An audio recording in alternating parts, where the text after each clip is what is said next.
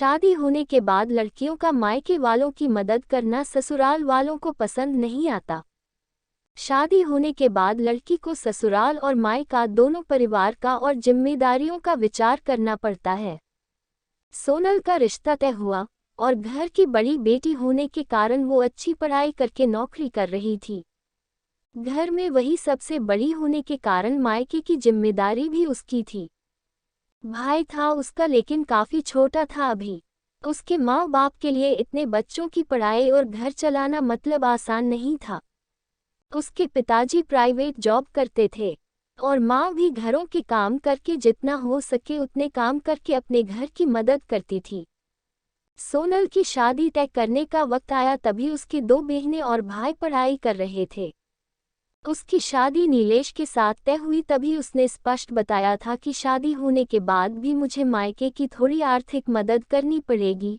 छोटे भाइयों की पढ़ाई होनी अभी बाकी है और पिताजी भी बहुत बीमार रहते हैं, उनका भी हॉस्पिटल और दवाइयों का खर्चा करना इतना आसान बात नहीं थी। सोनल थी तब तक माँ पिताजी को टेंशन नहीं था। वह मन से करती थी सब कुछ, उसे पता था हालातों के बारे में। शादी होने के बाद लड़कियों का मायके वालों की मदद करना ससुराल वालों को पसंद नहीं आता। शादी होने के बाद लड़की को ससुराल और मायका दोनों परिवार का और जिम्मेदारियों का विचार करना पड़ता है। सोनल का रिश्ता तय हुआ और घर की बड़ी बेटी होने के कारण वो अच्छी पढ़ाई करके नौकरी कर रही थी। घर में वही सबसे बड़ी होने के कारण मायके की जिम्मेदारी भी उसकी थी। भाई था उसका लेकिन काफी छोटा था अभी। उसके माँ बाप के लिए इतने बच्चों की पढ़ाई और घर चलाना मतलब आसान नहीं था। उसके पिताजी प्राइवेट जॉब करते थे और माँ भी घरों के काम करके जितना हो सके उतने काम करके अपने घर की मदद करती थी। सोनल की शादी तय करने का वक्त आया तभी उसकी दो बहनें और भाई पढ़ाई कर रहे थे। उसकी शादी नीलेश के साथ तय हुई तभी उसने स्पष्ट बताया था कि शादी होने के बाद भी मुझे मायके की थोड़ी आर्थिक मदद करनी पड़ेगी। छोटे भाइयों की पढ़ाई होनी अभी बाकी है और पिताजी भी बहुत बीमार रहते हैं, उनका भी हॉस्पिटल और दवाइयों का खर्चा करना इतना आसान बात नहीं थी। सोनल थी तब तक माँ पिताजी को टेंशन नहीं था। वह मन से करती थी सब कुछ, उसे पता था हालातों के बारे में। उसके भाई बहन उनके पैरों पर खड़े हो और उनकी पढ़ाई भी हो जाए तो सारी समस्याएं, पर तब तक मुझे भी मदद करनी चाहिए, इसलिए वह जिम्मेदारी निभा रही थी। सोनल ने शादी के पहले ही नीलेश और उसके परिवार के लोगों से यह बात क्लियर कर दी थी। तभी ससुराल वालों ने बोला कि हमें कोई एतराज नहीं है, तुम नौकरी करती हो और उसे तुम अपने मायके वालों की मदद कर सकती हो। नीलेश ने तो बोला कि सोनल मैं भी तुम्हारे साथ हूँ, तुम नौकरी करके मायके वालों की मदद कर सकती हो, मेरी तरफ से भी कोई एतराज नहीं है। कभी लगे तो मैं भी तुम्हारे भाइयों को और मायके वालों की मदद करूँगा, यह मेरा भी तो कर्तव्य है। हमारे दोनों फैमिली शादी के बाद मेरे लिए समान होगी, ऐसे में दोनों परिवार की जिम्मेदारी निभाना मेरी भी होगी। तुम टेंशन मत लो। नीलेश के ये बोल सोनल को बहुत अच्छे लगे।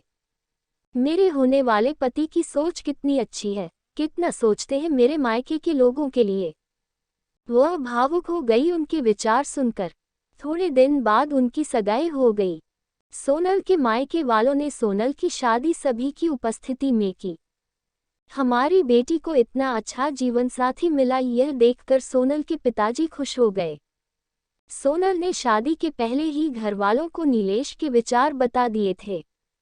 उस वजह से घरवालों को लगता था कि सोनल नीलेश के साथ सुखी संसार कर सकती है। उसके ससुराल वाले भी अच्छे हैं। शादी होने के बाद सोनल घर और नौकरी की जिम्मेदारी अच्छे से निभा रही थी। इतना ही नहीं, नीलेश के आने जाने वाले मेहमानों का भी आदर सम्मान अच्छे से करती थी। हर एक जिम्मेदारी वो अच्छे से निभा रही थी। ससुराल और मायका दोनों फैमिली को वह समान ही मानती थी।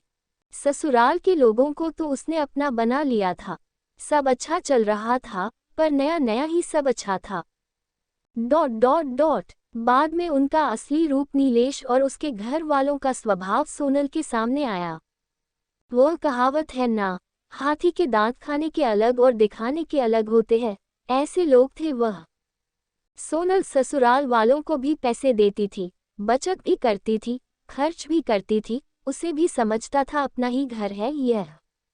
उसे सभी बातों की और जिम्मेदारियों का एहसास था, इसीलिए खुद पर पैसे खर्च नहीं करती थी। ससुराल और खुद का सब करके वह थोड़ी मदद अपने भाइयों के लिए करती थी। उनकी पढ़ाई चालू थी, पढ़ाई मतलब थोड़े पैसे तो चाहिए ही ना। पर यह नीलेश को भी पसंद नहीं था और उसके मायके वालों को सोनल मदद करती थी, इसलिए नीलेश चिल्लाता था। ये वही आदमी था जिसने खुद ने शादी के पहले बोला था कि वक्त आने पर मैं भी मदद करूंगा। उसकी मदद की अपेक्षा सोनल को नहीं थी। उसने कि उसको कभी वैसा बोला ही नहीं, पैसे भी मांगे नहीं, उल्टा उसके ससुराल वाले बोलते थे। तभी सोनल की माँ से बोली, सोनल तुम्हारी भी गृहस्थी है, तुम्हारे पास से पैसे मांगने के लिए अच्छा नहीं लगता, पर परिस्थिति ही वैसे आ गई थी।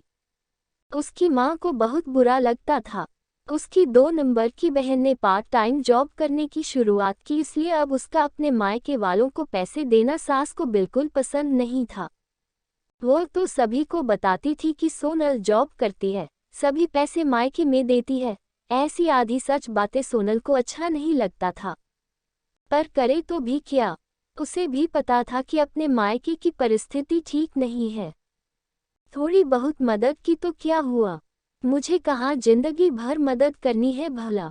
आज ना कल भाई की पढ़ाई पूरी होकर तो वो अच्छी नौकरी करेगा, माँ बाप की जिम्मेदारी अच्छे से निभाया और बहनें तो अपने ससुराल चली जाएगी। ऐसा सोनल उसके मन को समझा रही थी। वो किसी भी प्रकार की नेगेटिव बातों का भी विचार ना करते हुए सिर्फ दोनों फैमिली का भला चाहती थी। इतना ही नहीं, सोनल नीलेश के माता पिता का हॉस्पिटल और मेडिसिन का खर्चा उठाती थी। नीलेश तो कभी पूछता भी नहीं था, सब सोनल ही देखती थी।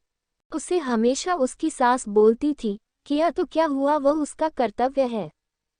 पर ऐसे नहीं बोलती थी कि मायके की मदद करना भी एक कर्तव्य है, यह मात्र भूल गई थी। दोनों साइड का विचार वह करती ही नहीं थी। कई दिनों बाद सोनल के पिताजी उनको छोड़कर चले गए, तब भी वह हारी नहीं, सब मैनेज कर रही थी। सोनल मायके वालों की मदद अभी भी करती है, यह सब पता चला तब नीलेश ने उसे बहुत डांटा। सास ससुर ने भी डांट लगाए, तभी सोनल शांत ना रह पाई। वह भी पढ़ी हुई और नौकरी करने वाली लड़की थी, नीलेश से ज्यादा कमाने वाली। दोनों परिवार की आर्थिक समस्या वह संभालती थी। उस दिन उसे भी उनके बोलने का गुस्सा आया। सोनल बोली, अगर लड़की ने ससुराल की मदद की तो चलेगा और मायके की मदद की वह क्यों नहीं चलता? ऐसा क्यों? मेरे मायके वाले हमें मदद मत करो ऐसा बोलते हैं क्योंकि वह मेरे गृहस्थी का विचार करते हैं। मैं मदद करती हूँ मेरे फैमिली के लिए और मेरे भाइयों के लिए। मेरी जिम्मेदारी है और मैं निभा रही हूँ, इसमें क्या गलत कर रही हूँ भला? जिस माता पिता ने मुझे इतना कष्ट करके पढ़ाया, बड़ा किया, आज मैं उनकी वजह से ही इतनी बड़ी पोस्ट पर हूँ, अच्छा खासा कमा रही हूँ। तो मायके में जरूरत होने पर थोड़े दिन मैंने आर्थिक मदद की तो क्या हुआ? और हाँ, मैं आपका भी सब करती हूँ, हमारी गृहस्थी और भविष्य इसका विचार करके बचत भी जमा कर रही हूँ।